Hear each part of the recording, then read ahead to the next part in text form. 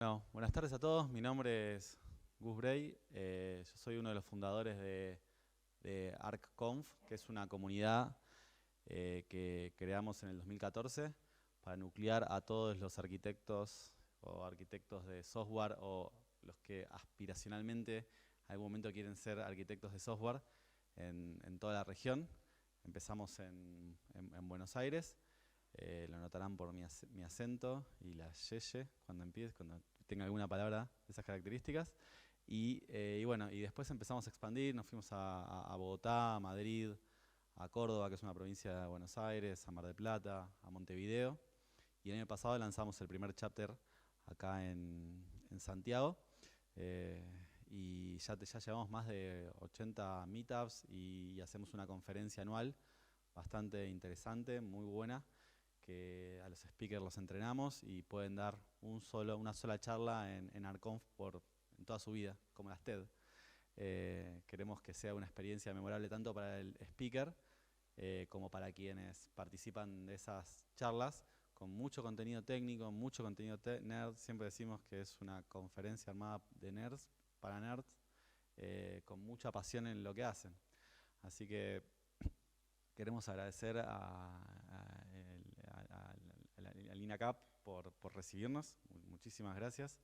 La idea es hacer algunos eventos durante el año y obviamente les dejamos ahí un QR por si se quieren registrar en la comunidad, hacer el check-in en el evento, cosa de que en los próximos que hayan los vamos a invitar. En general todos los meetups que hacemos en cualquier parte del mundo ya, los streameamos y quedan guardados en el link de YouTube de ArcConf. Para el meetup de Chile, lo presento a Damián Parmucci, que es Delivery Manager de Wolox Accenture, que es parte de Accenture, y él se ofreció este año a ser el Local Chapter Lead en Santiago, cosa de que empiece a tener vida propia, que la comunidad tenga vida propia, que quienes participen de las charlas propongan nuevas charlas, propongan nuevos speakers que quieran participar, generar todo tipo de eventos. Hemos hecho eventos a ONGs, les hemos diseñado arquitecturas, hemos hecho varias cosas como parte de la comunidad y que bueno, que cada comunidad tenga su vida propia y genere el valor para que todos vayamos creciendo. ¿Bien? Así que sin más preámbulos, el objetivo del encuentro de hoy fue darle un enfoque de cara a los productos digitales. Sabemos que las organizaciones, ya sea startups tecnológicos o grandes corporaciones, están haciendo muchísimo foco y se potenciaron con las pandemias en brindar experiencias digitales en todos sus aspectos. Antes quizás los retails no tenían tanto el e-commerce como como un medio principal, como un canal principal, el transporte, bueno, todo lo que fomentó la creación de productos digitales, independientemente si somos startups tecnológicos o somos organizaciones grandes que se apalancan a las tecnologías. Entonces le quisimos darle un enfoque de, bueno, cómo la arquitectura se ve impactada, este conjunto de decisiones significativas que tenemos sobre la construcción de un software, de una solución tecnológica. Bueno, todas esas decisiones que tomamos previo a implementarla, construirla, llevarla a producción, bueno, ¿cuál es el impacto? Y vamos a tener dos charlas. Una va a ser de Damián, que ahora los dejo con él, y para que les pueda contar de cómo se diseña un producto más allá de la arquitectura. ¿Está bien? Bueno, y en mi caso voy a dar una charla desde el punto de vista de producto digital, con un caso de uso real de cómo impacta en una arquitectura de solución toda esta tendencia nueva que hay de Web3 y blockchain. ¿Está bien? Así que nada más de preámbulos, los dejo con Dami. Si lo quieren aplaudir. Gracias, muchas gracias. Bueno, ahí Gus me presentó. Quiero un poco contarles de mí. O sea, yo lo conocí a Gustavo la primera vez que se lanzó ArcConf en Buenos Aires. Después me vine a vivir a Chile y nos volvemos a reencontrar acá. Así que con gusto tomo, digamos, la cocarda de ser el host por un tiempo del chapter de arquitectura acá en Santiago. Yo en este momento estoy trabajando para Accenture. Fuimos adquiridos, o sea, nosotros éramos una startup, digamos, que estaba basada en Buenos Aires, Colombia y Chile. Y bueno, hace un año fuimos adquiridos por Accenture y nos encargábamos de desarrollar productos digitales para startups. Y en algunos casos nos asociábamos con esas empresas y éramos con el socio tecnológico. Entonces construíamos el ciclo de vida del producto desde el principio hasta que era lanzado.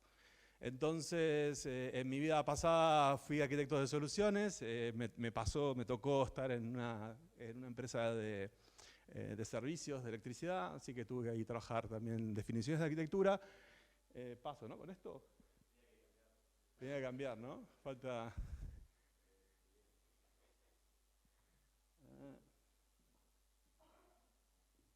que me ayudes. Está todo enganchado. Bien, buenísimo. ¿Pasa o no pasa? Si no, lo pasamos a mano. Ahí está. Muy rápido. Bien, bueno, entonces, lo que quería contarles ahora, a mí me tocó liderar un proyecto grande en Buenos Aires de hacer una billetera digital para los bancos que se llama Modo.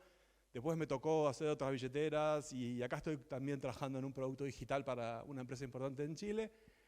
Y quería elegir como ejemplo una arquitectura que por ahí es típica para una aplicación móvil que justamente se trabaja en 3 capas, en donde la primera básicamente es la capa mobile, en donde uno tiene que definir cómo va a estructurar los componentes. Después, como todo tipo de aplicación móvil, necesita poder orquestar los comportamientos de cada funcionalidad. Entonces se construye una capa de backend for frontend para articular todo ese comportamiento y toda esa experiencia que se le presenta al cliente a través de la navegación. Y finalmente, toda aplicación móvil necesita tener atrás servicios, capas de servicios, que de alguna manera manejan toda la parte transaccional. En el caso de una billetera es justamente poder pagar, poder escanear un QR. En el caso de otro tipo de aplicación, bueno, será, por ejemplo, cargar un claim, un reclamo de un seguro de vida o seguro de automotor. Entonces tendré que usar la cámara y otras cosas. Entonces, de repente vemos estas arquitecturas en donde uno ve que está una big gateway en el medio, una capa de servicios y dice, ¿y por qué la hago así? ¿O para qué la hago así? ¿Qué tengo que tener en cuenta para llevar este dibujo a la vida real? Porque parece todo muy lindo, uno puede definir inicialmente esta arquitectura, pero cuando la lleva a producción se encuentra que tiene bastantes, o que puede tener diferencias y problemas, y se da cuenta uno en ese momento que hay un gap, una brecha a cubrir. Entonces, la idea no es aburrirlo con muchos textos, sino contarle la experiencia, que me parece más rico que presentar, digamos, textos y textos. Entonces, lo primero que hay que chequear o entender desde el lado del producto para definir una arquitectura y poder tomar buenas decisiones de arquitectura es cuál es la estrategia, en este caso mobile, porque elegí una aplicación móvil, que se quiere adoptar de cara al ciclo de vida del producto, no al primer MVP, no al primer productito que voy a sacar, sino que estoy imaginándome hacia adelante, ¿sí? Porque si no voy a, de alguna manera, construir algo que después tal vez no lo pueda aportar. Entonces, lo primero que tengo que mirar es, quiero tener el concepto de super app. No sé si están familiarizados con ese concepto, que es que todas las funcionalidades convivan en una única aplicación. O sea, ejemplo, no sé, la aplicación de la TAM, que uno puede sacar su pasaje, puede ver sus millas, digamos, cuántas millas tienes acumuladas, puede hacer el check-in desde ahí. Ejemplos de otras aplicaciones de estilo super app. En Estados Unidos está la de Target, que uno tiene la billetera, tiene todos los productos ahí, puede tener cupones, o sea, entonces a lo largo de digamos, a través de la aplicación uno puede hacer el viaje completo de la experiencia de ese cliente en la tienda, ¿no? Entonces hay un diseño focalizado en cliente, en la persona, en el usuario, que sucede en esa aplicación. Entonces, Si tengo múltiples aplicaciones, o sea, varias aplicaciones o una aplicación, me puede cambiar cómo voy a desplegar esa aplicación y cómo la voy a manejar en la vida diaria a nivel del codebase. El otro punto ¿es un producto local o es regional? Porque si es regional, tengo que pensar que si voy a hacer un onboarding digital de una persona, no es lo mismo Colombia que Chile, ni que Perú. Entonces, las validaciones de las identidades digitales pueden ser distintas y necesito poder manejar esas variantes, por un lado, y por el otro lado, poder hacer uso de componentes comunes, ¿sí? Entonces, eso me lo tengo que plantear. Otro ejemplo de local o regional, o sea, voy a tokenizar, o sea, guardar los datos de una tarjeta, digamos, para que estén seguros y básicamente el dato de la tarjeta no esté disponible dentro de mis datos propios. Voy a usar un servicio local, voy a usar un servicio internacional que me permita que pueda usar esa tarjeta, recuperar esos datos personales, esos datos, digamos, confidenciales desde cualquier país o no puedo. Entonces, ¿qué implica cambiar o hacer un cambio de esa decisión en el medio del producto, en el medio del ciclo de vida del producto? Entonces, son todas preguntas que uno dice, la decisión claramente depende de lo que quiero hacer y para qué lo quiero hacer. Y yendo un poco a la parte de lo que es conocer a tu cliente o Know Your Customer o fraude, también pasa algo similar, que es, necesito saber desde qué dispositivo se está registrando, está interactuando esta persona. ¿Me sirve saber lo que se llama el fingerprint, la huella del dispositivo, para entender si la transacción está sucediendo desde el mismo dispositivo y si inmediatamente luego aparece otra transacción al costado, digamos, o a segundos, desde otro dispositivo la bloqueo? Ahora, si yo no pienso eso y no me encargo de pensar que esos datos de dispositivo que me definen, digamos, que me lo definen, o sea, navegador, versión de sistema operativo, ¿qué más puede ser? El modelo del dispositivo, la IP desde donde se conecta. Entonces, si yo no tengo en cuenta esas cosas que las tengo que capturar en cada envío, en cada request, en cada solicitud de un servicio, no voy a poder validar esto. Entonces, son cosas que a nivel de diseño tengo que pensar y también pensar quién se va a hacer cargo a nivel de responsabilidad aplicativa, a nivel de arquitectura, de hacer esas validaciones. Porque no la puedo poner en la capa mobile. Tiene que haber alguien que centralice y tenga una lógica para poder manejar esto. Y bueno, obviamente alguien puede abrir la aplicación, hacer el bendito jailbreak del teléfono y desde ahí poder alterar esa aplicación, obtener el código y interactuar de manera maliciosa con la aplicación. Entonces ahí tengo que tener en cuenta cómo voy a, de alguna forma, con ciertas herramientas, encriptar ese código para que no pueda haber una ingeniería reversa sobre el mismo y que de alguna manera nos veamos afectados. Entonces ahí tengo que tener un componente y tengo que pensar que en mi ciclo de vida de desarrollo tengo que incluir esas herramientas como DeadGuard o XGuard en el caso de iOS. El primero es de Android. Y después lo otro, y ya yendo un poco a el desarrollo del mismo producto, puede pasar que inicialmente, voy a hacer una aplicación móvil, pero después sucede que quiero tener una experiencia omnicanal. Entonces no pensé que ese BFF, esa capa en el medio que había mostrado en el medio, tiene que tener otra interacción, porque no es lo mismo un usuario sentado adelante de un desktop o de una laptop que en un celular. Entonces, esa capa tiene que poder tener algo común y algo que sea propio de cada canal. Generalmente esas capas de BFF se modelan una por cada canal, y si yo tengo que desplegar en cada país, lo recomendable es que cada país tenga esa capa separada. ¿Por qué? Porque si lo tengo concentrado, más allá si sea del estilo serverless o monolítico, lo que me va a pasar es que si despliego eso en producción y ya está corriendo un país y toqué algo, digamos, dejo a todos los países, digamos, eventualmente si tuviera un bug grande, sin servicio. Al tenerlo desplegado de esa manera y pensado de esa manera, puedo tener claramente separados los componentes comunes de los componentes que son específicos por país y no romper nada al momento de hacer un fix o hacer un enhancement, una mejora sobre la aplicación. Y después lo otro que sucede muchas veces es que desarrollas una aplicación móvil tiene una wallet y después sucede que la querés colgar como medio de pago dentro de un e-commerce. Entonces ahí ya no necesitas tener una interfaz gráfica propia mobile o web, sino tenés que ver cómo entregás todas esas capacidades de pago, medios de pago, como una API.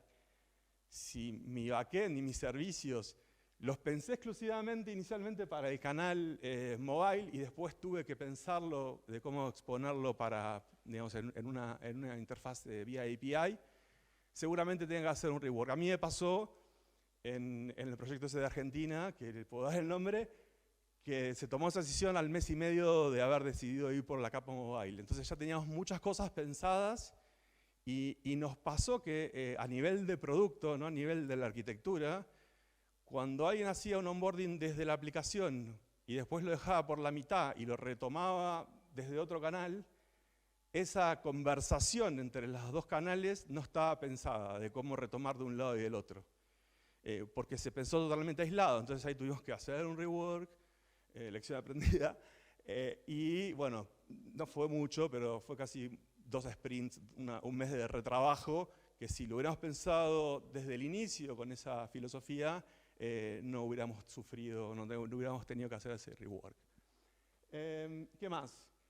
Y bueno, después la parte de cómo voy a definir las funcionalidades es clave, porque si las funcionalidades no están claras y no puedo dividir el trabajo entre squads o entre equipos diferentes, que no sé, de repente uno haga todo el onboarding de cliente y otro te haga toda la parte transaccional, escanear un QR, histórico movimientos, lo que va a pasar es que todos van a estar en todo y a nivel de mantenibilidad no voy a lograr que esos equipos puedan concentrarse en esas funcionalidades, puedan evolucionar esas funcionalidades, la puedan evolucionar y pensar cómo mejorarla como equipo y va a ser más largo lo que sería el time to market de ese producto.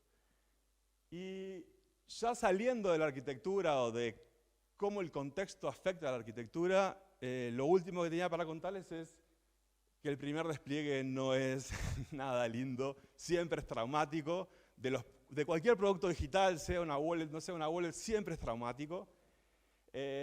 Traumático en el sentido que no es que lo terminé, en desarrollo lo probé, hice las pruebas, si se quiere, funcionales, salieron bien, tuve mi QA perfecto, pero cuando lo despliego por primera vez, el ambiente de producción no existía, es cloud, supongamos.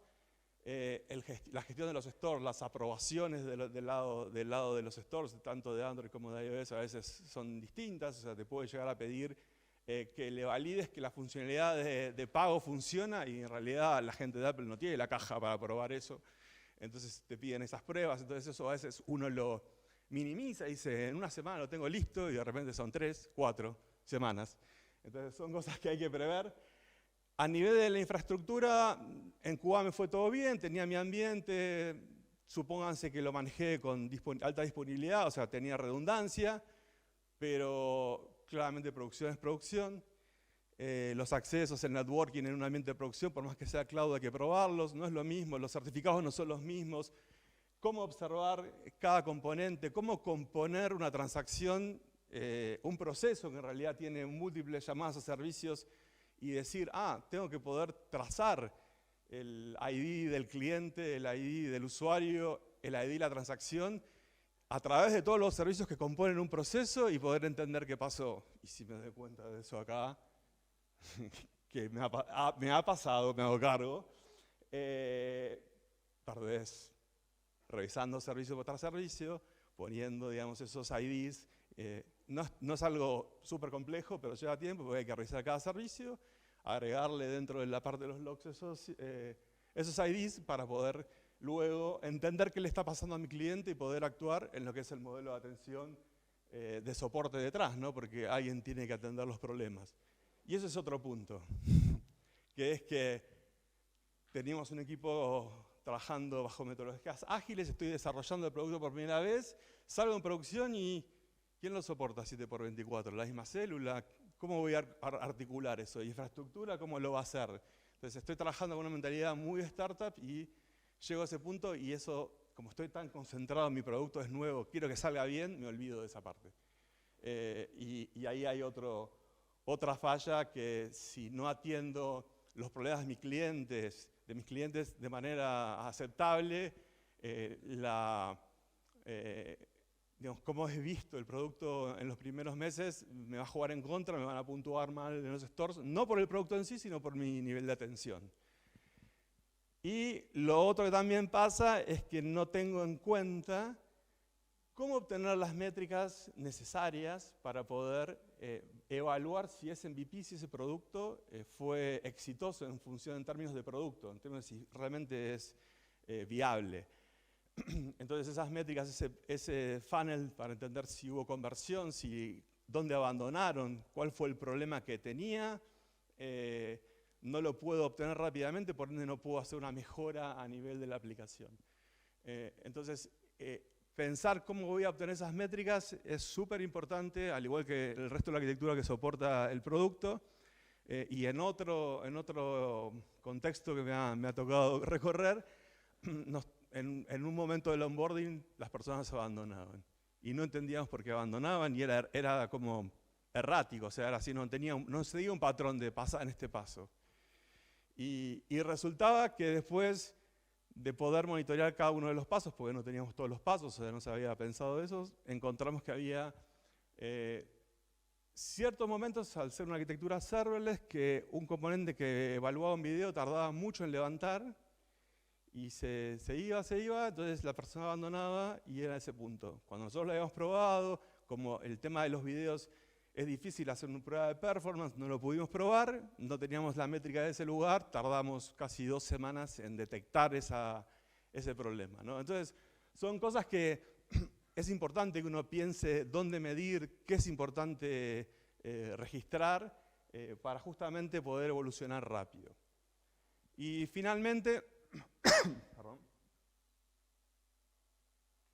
finalmente está medio chiquitito, pero está en inglés, o sea, no lo pude traducir, que esto es una forma a nivel de arquitectura mobile regional, de cómo manejar de manera lo más segura posible las distintas funcionalidades que puede tener una aplicación. Entonces, lo que funciona es que justamente uno pueda tener una capa de funcionalidad común, ¿sí? O core, en donde esa misma capa core tenga módulos separados por funcionalidades que manejen distintas funcionalidades, como acá justamente está la parte de conectividad, la parte que tiene que ver de manejo de acceso a los datos. Entonces, todo ese tipo el manejo, por ejemplo, hacia la cámara. Entonces, todo ese tipo de módulos son utilizados, o sea, son dependencias que van a necesitar, pueden necesitar las funcionalidades que tengo que construir a nivel de la app. Y después, por cada país, ahí está pensado por cada país que tenga su propia aplicación, obviamente basados en esa capa, si se quiere, core, que va a ser común, o puede ser utilizada, junto con las funcionalidades específicas que se necesitan para cada país. Esto hace que si por alguna razón me convenga en algún país modelar la aplicación como de manera monolítica, no por un caso de uso, donde cada caso de uso esté de alguna manera reflejado como una funcionalidad, lo podría hacer porque me conviene, porque tengo un equipo más chico, porque es la manera de salir más rápido, pero tal vez en otro país las cosas están más evolucionadas y puedo ir ya teniendo los módulos separados. Entonces, de esta manera, digamos, puedo manejar de manera anticipada un despliegue regional, o sea, en cada país, aprovechando que tal vez los desarrolladores más expertos hagan ese corazón, ese core, que son las partes más complejas, y las personas que por ahí tienen menos experiencia puedan trabajar y hacer uso de las funcionalidades o construir las funcionalidades propias de interfaz, haciendo justamente uso de esas dependencias o de esos módulos core. Eso es un poco lo que tenía para compartirles, y no sé, ahí si alguno tiene alguna pregunta, encantado en respondérselas.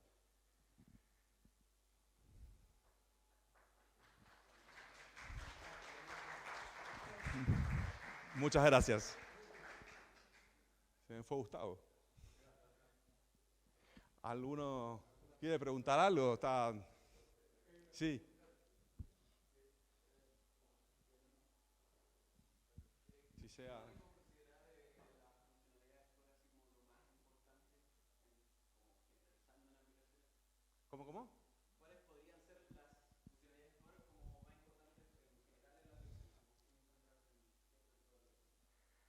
A nivel core, uno básicamente lo que piensa es aquello que es... ¿Sí? Ok, perfecto. Lo que preguntó es cuáles pueden ser las funcionalidades core más importantes que uno puede ver dentro de este módulo principal. Básicamente, la respuesta es que esas funcionalidades core son aquellas que las voy a poder usar a lo largo de las distintas funcionalidades, ¿sí? Entonces, si de alguna manera necesito generar una capa de acceso a la información, digamos, de cada servicio y cómo me voy a comunicar, esa conectividad que tengo hacia cada fuente de datos, la puedo dejar en ese componente core, de manera tal que cuando tenga que accederlo desde la capa de UI o interfaz gráfica, toda esa complejidad de acceso a los servicios ya esté manejado desde el lado del core. Obviamente voy a tener un servicio de alguna manera que me va a exponer de modo REST o de modo entendible los datos, pero no voy a tener que lidiar con la conexión hacia cada uno de los puntos o interfaces que tenga, sea una API Gateway, sean servicios WebSockets o sean lo que sea. ¿Sí? Entonces ese es un ejemplo bien válido de qué poner en esa capa, si se quiere, común. Sí.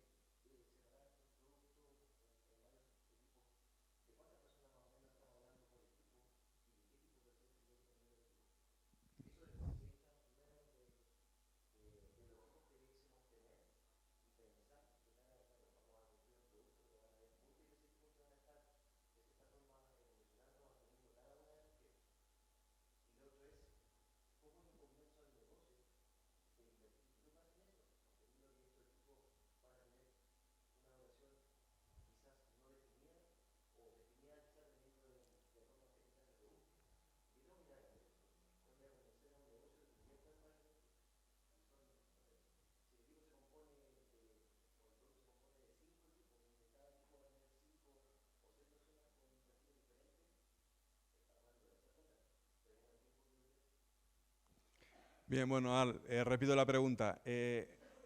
La primera parte de la pregunta, a ver si la entendí bien, de paso sirve para validarla, es de qué tamaño estamos hablando para cada una de las células o equipos y cómo de alguna manera distribuir o definir esos equipos, esa distribución y qué tipo de perfiles debería haber en cada uno de esos equipos. Y la segunda parte de la pregunta es cómo convenzo a un stakeholder de ese tamaño de invertir en esos equipos de manera tal que el producto sea justamente viable y sustentable en el tiempo. Voy a arrancar por la segunda parte. El tema de los equipos es independiente de si el producto va a ser exitoso o no. Entonces, mi respuesta va por qué necesito en primera medida para validar mi idea. Porque lo que noté, o lo que me ha pasado a lo largo de estos 5 o 6 años de desarrollo de productos digitales, es que uno se lanza, o las empresas se lanzan a tener el mejor producto en el primer release. Y no tiene validada la idea. Entonces, habiendo recorrido, o habiendo pasado por eso, empezamos a ver que lo mejor es hacer lo que se llama un concepto de Digital Business Design o de Product Focus, que es poder establecer cuáles son las funcionalidades que son higiénicas, o sea, que todas las aplicaciones tienen y por ende las tengo que tener, poder entender cuáles son las funcionalidades que me van a diferenciar y poder salir a testear con una prueba de escritorio que puede ser sobre papel o haciendo un mock, si realmente un usuario va a aceptar esa funcionalidad. Y hasta que no valide eso, realmente es bastante incierto decir si mi producto va a funcionar o no. Y estoy hablando de producto, no de idea, ¿no? Porque después tengo que tener otras cosas atrás. O sea, si el contenido de mi aplicación no es relevante, por más lindo y por más buena que sea la aplicación, tampoco va a ser exitosa. Entonces ahí también tengo que validar la idea. Entonces esa es la fase inicial del ciclo de vida de un producto y un producto digital que es cómo aseguro, cómo reduzco la incertidumbre de si el producto va a funcionar o no. Y lo segundo, porque la incertidumbre existe, porque mi testeo fue acotado, lo hice con un focus group, no lo pude testear, diseñé para una persona, no diseñé por mi motivo propio, es acotar a lo mínimo necesario la construcción y que tu primer MVP no dure más de 3 meses. Y salir con lo mínimo, digamos, realmente. Entonces ahí el hecho de salir al mercado, y lo más importante es que la idea y tu campaña de lanzamientos se entienda, que tu idea sea relevante, y desde ahí recién evolucionás a distintas funcionalidades y haces crecer un equipo. Entonces esa es la manera de no invertir lucas de más en algo que lo vas a tirar a la basura. Y es mi primera recomendación. Y después, respecto a cómo se arman los equipos, no hay una respuesta así de libro, porque tenés que empezar a mirar si la aplicación va a ser regional, tengo que lanzar en Brasil, ¿qué me conviene? ¿Tener desarrolladores acá, desarrolladores en Brasil? No, pero es regional. Y el backend, tengo toda la infraestructura, no sé, en Chile. Bueno, tal vez me convenga que el equipo de backend esté localizado en Chile. Puedo estar pensando que me conviene armar células específicas de backend, que lo he visto, y que encima esas células las dividan por negocio. O sea, diga, listo, me encargo que el negocio, no sé, de personas lo maneje esta célula y el negocio de empresas lo maneje esta otra. Ahora, después en el medio tenés también funcionalidades core a nivel de servicios, que es, necesito perfilar a mi cliente, y eso es a veces independiente, porque la persona que es individuo en un banco, pues estoy yéndome por ese ejemplo, de repente es apoderado de una empresa y es la misma persona. Entonces, ese perfilado necesita una función cross. Entonces ahí empezás a decir, no, tengo otras funciones que son cross independiente de la línea de servicio, entonces conviene que por carga cognitiva todo ese conocimiento esté en una célula y toda esa funcionalidad cross la maneje otro equipo.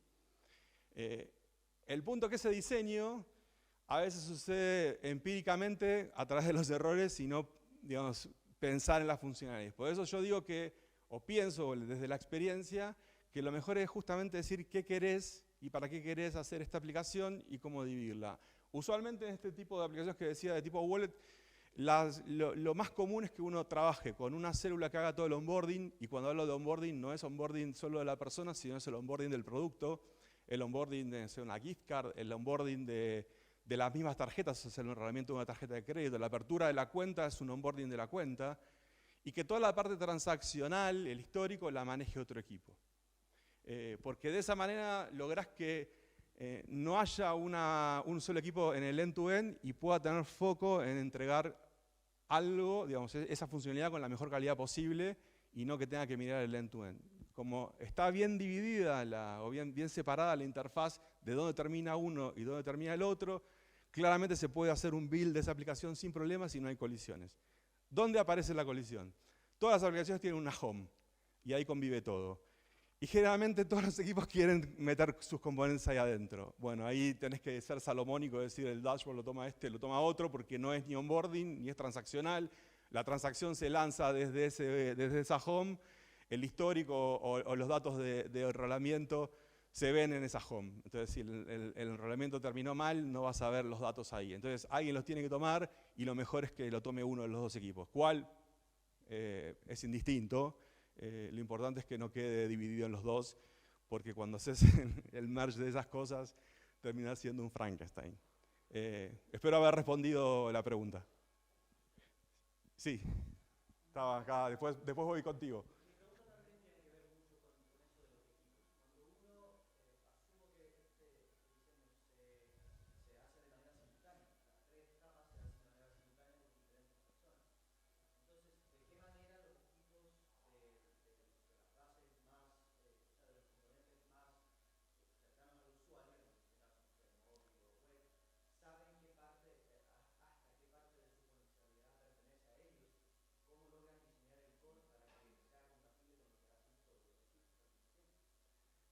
Ok, bien, a ver, la pregunta va por cómo trabajo en dual track o los tracks que hagan falta en el diseño, sabiendo que la arquitectura tiene 3 capas, servicios, BFF y la parte de front, y no hay que olvidarse que hay una parte de experiencia, o sea que hay generalmente diseñadores que manejan el UX UI de la aplicación.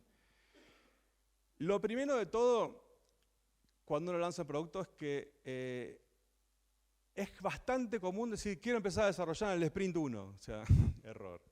Entonces, lo primero que tenés que arrancar es por pensar lo que había dicho antes. ¿Cuáles son las funcionalidades higiénicas que la aplicación ya debe tener?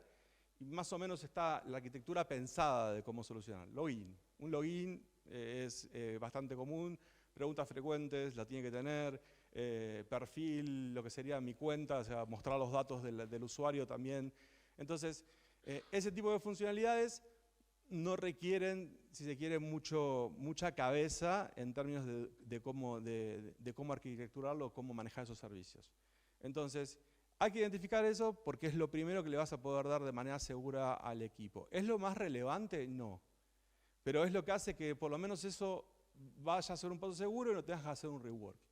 En paralelo tendrías que tener un equipo, si querés, de avanzada o de ingeniería, que esté pensando, por ejemplo, en cómo va a manejar el listado de movimientos y si realmente esos movimientos van a escalar en el tiempo y van a estar por país, cómo vas a particionar, si va a ser un microservicio. Entonces, ahí necesitas un arquitecto pensando en esas funciones que son críticas, antes de pasársela al equipo. Entonces, ahí es clave esa función del arquitecto, pensando y bajándole y trabajando con los equipos y decirle, bueno, miren, pensé esta idea de esta manera, lo vamos a manejar en Redis, va a tener caché, va a tener una redundancia, va a estar particionado de esta manera, de manera más rápida vas a poder acceder al primer mes de movimientos, negocio, ¿estás de acuerdo? ¿Es adecuado? ¿Es más? ¿Es menos? ¿Qué cantidad de registros estamos hablando? ¿Cuál es el tiempo de respuesta aceptable para levantar esto? ¿Qué filtros voy a tener? ¿Qué búsquedas quiero hacer? Entonces, con ese diseño que tiene una parte de producto y una parte tecnológica, hay una función de arquitectura, no quiero hablar de arquitecto, pero una función de arquitectura que puede a veces estar en alguno de los equipos, a veces no tenés un arquitecto, lo toma, no sé, el TL de backend y piensa todo eso, tiene que tener habilidades de poder entender de producto, y entonces desde esa manera baja esa definición y articula con el resto de las tecnologías. Ahora, vuelvo a los equipos. Tal vez el BFF esté en la misma célula que la parte mobile, porque convenga, porque se tienen que hablar, porque hay una comunicación cercana, y la parte de backend no, y esa parte tenga establecido de alguna manera una dependencia con la parte de front, digamos, es propia de BFF, y tiene que tener clara la interfaz de qué servicio le va a entregar y cómo va a responder. Y cuándo se lo va a entregar al equipo, porque si el equipo termina siendo meros mocks, porque no tiene contra qué probar, otro de los pitfalls de la salida productiva es que terminaste probando mucho mock y pruebas de integración general las hiciste en 15 días y digamos, te empiezan a fallar algunas cosas por los casos de borde. Espero haber respondido, no sé si falta algo, pero creo que traté de recorrerlo. Sí. Sí, adelante.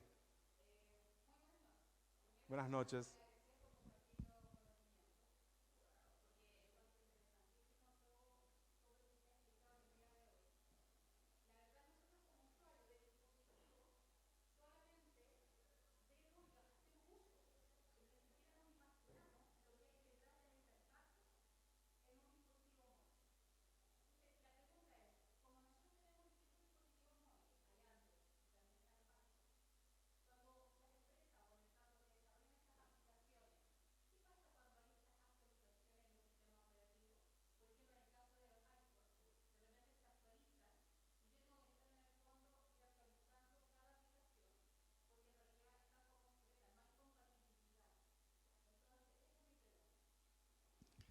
Bien, está perfecta esa pregunta. Ahí es complicado porque lo que debería hacer una empresa es justamente estar revisando qué versión está saliendo última y justamente probar esa retrocompatibilidad de funcionalidades.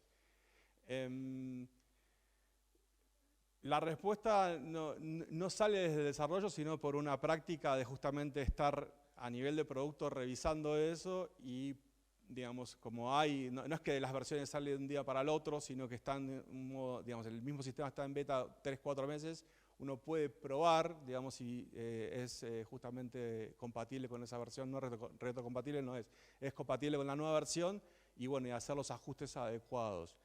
El mayor problema que sí veo es que mayor que ese es que a veces uno diseña unas aplicaciones con funcionalidades que funcionan desde una versión en adelante. O sea, las versiones viejas no están contempladas y no las testeas en esas versiones viejas. Y resulta que la cámara no tiene la resolución adecuada, el tamaño de la pantalla no te permite ver de manera adecuada la información, se ve muy chiquita. Entonces, es muy importante a nivel de definición de producto establecer el corte desde qué versión, cuál es tu público, primero, porque si tu público tiene un dispositivo de gama media y diseñas para gama alta de celular, difícilmente tu producto sea exitoso, entonces hay que hacer un research de quién es tu público usuario y desde ahí fijar entre qué versiones vas a estar diseñando ese producto y testearlo, por lo menos, no te digo con todos los dispositivos, pero ahora en la nube hay granja de dispositivos, uno puede hacer una prueba cloud, digamos, con distintos dispositivos sin tenerlos físicamente, pero sí es recomendable por lo menos tener uno de cada tipo y probarlo en el ciclo final. Sí.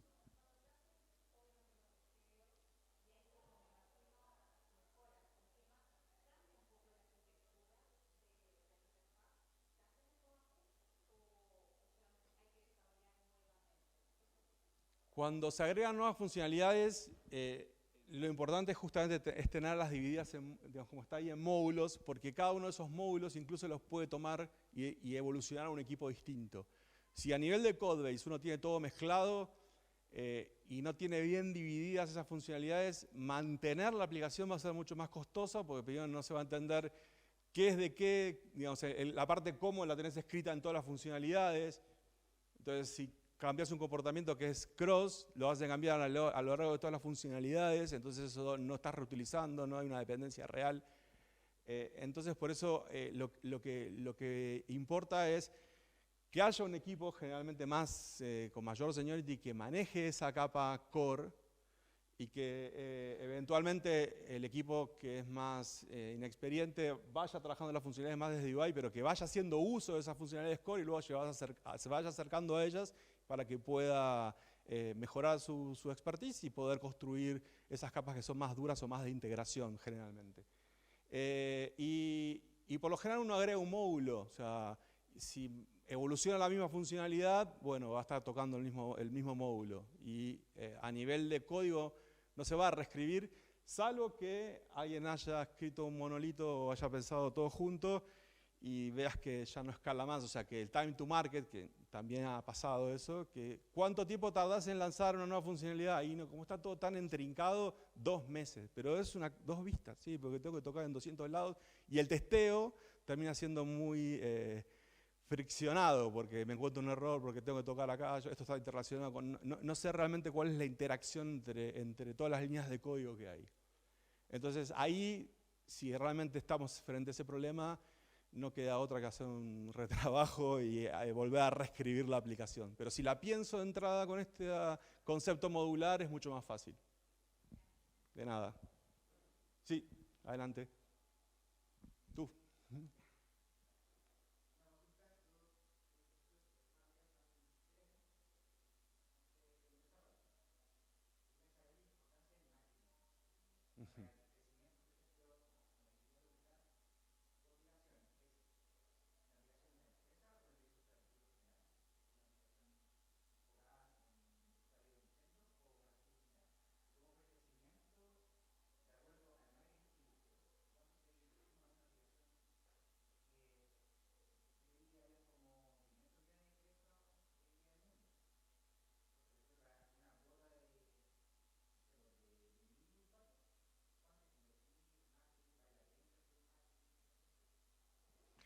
Bien, acá la pregunta es cuán valioso es el marketing en el lanzamiento de una aplicación y el crecimiento de una aplicación y cuándo se invierte en marketing. No tengo el dato, lamentablemente, de cuánto se invierte en marketing, pero me lo puedo quedar y después ver si lo puedo compartir, no tengo problema. Sí, lo que digo es que las campañas de lanzamiento tienen que estar pensadas y es una parte importante de cualquier producto, o sea, no solo de los digitales, sino también de los físicos. Y no solo, hoy estamos hablando de trabajo de esto justo, que no solo tiene que ver con la campaña en sí, sino que haya consistencia entre el contenido que uno tiene y cuán relevante es el contenido de lo que ofrece dentro de la aplicación como el contenido que contás en tu campaña. Porque si a nivel de experiencia encontrás que no es consistente lo que te están contando desde la campaña de marketing con lo que vas a encontrar en la aplicación, cuando te la bajes y veas que no es lo que me prometieron, la vas a desinstalar. Entonces, lo que a veces sucede es que hay una desconexión completa entre el equipo de marketing que quiere hacer su trabajo wow, que está buenísimo, contra lo que pensó el product owner o el CPO de una empresa en cuanto a para qué es su producto. Entonces, si esa comunicación no está bien articulada y el mensaje, el contenido del mensaje, más allá de cómo lo transmitas, no se resulta consistente, vas a tener un problema de lanzamiento. Eso es lo que te puedo contar con esa parte, por eso lo considero una parte importante. Sí. Me encanta responder, trato de responder todo, así que...